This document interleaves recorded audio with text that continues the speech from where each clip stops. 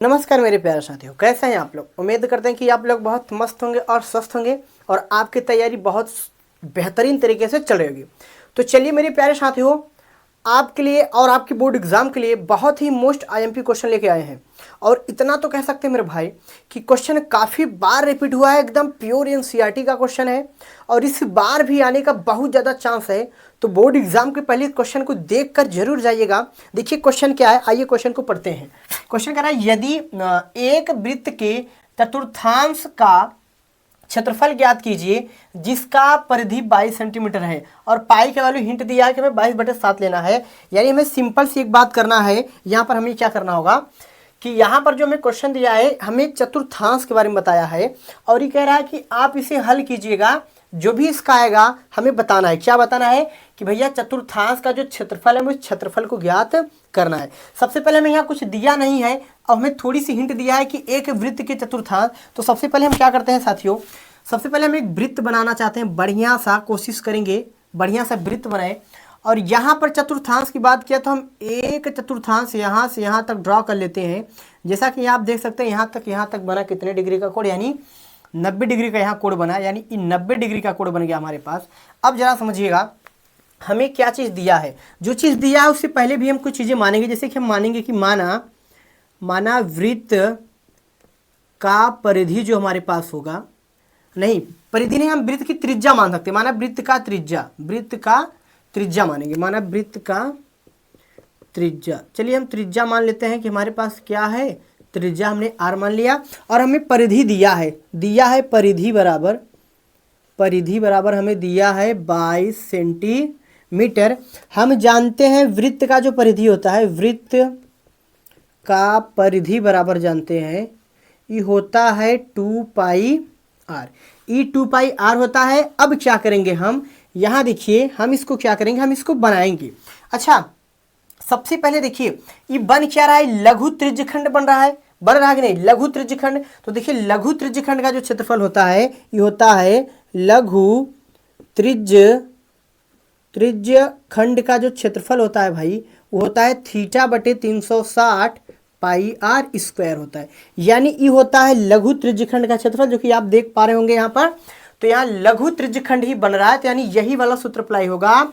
तो यहाँ पर सबसे बड़ी बात है कि आप एक बात ध्यान दीजिए, हमें थीटा का वैल्यू 90 दिया। क्यों? क्योंकि जो हमारा चतुर्थांश बन रहा है 90 डिग्री बन रहा है, समकोण, इसलिए 90 डिग्री का कोण बन गया।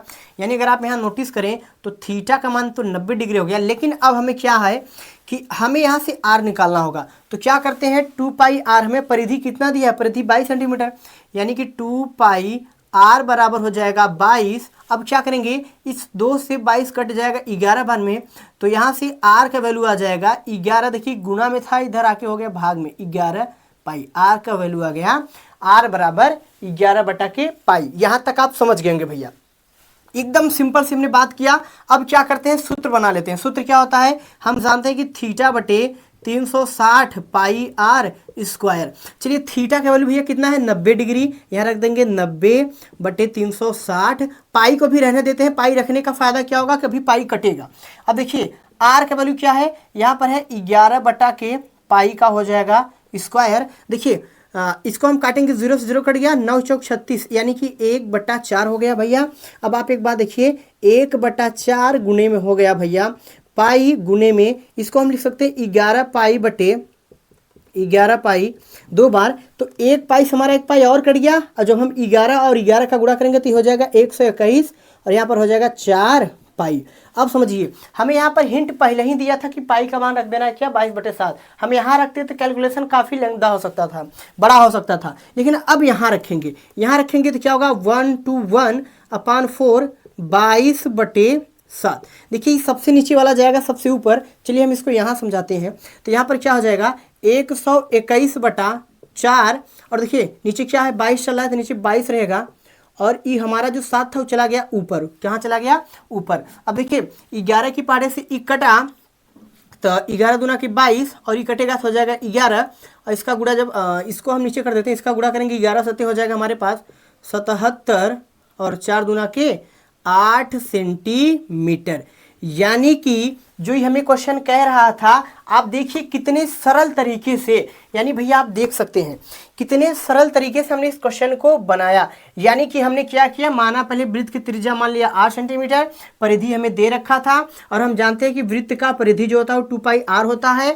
तो जब हमें परिधि दिया था और हम परिधि का सूत्र भी जानते हैं, तो हमने यहाँ रख दिया, बड़े आसानी से हमने काट उठ के वैल्यू लगा करके यहाँ रख दिया।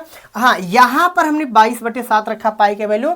हाँ, पहले भी आप रख सकते थे, लेकिन यहाँ रखने से ये प्रॉफिट हुआ, कैलकुलेशन आसान हो गया, क्योंकि एक बार पाई से एक बार पाई कट गया।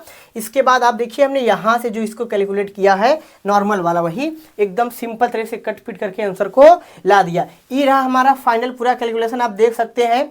तो चलिए मेरे प्यारे साथियों, अगर आपको वीडियो अच्छा लगा हो तो एक प्यारा सा कमेंट कर दीजिएगा, अपने मित्रों तक शेयर कर दीजिएगा।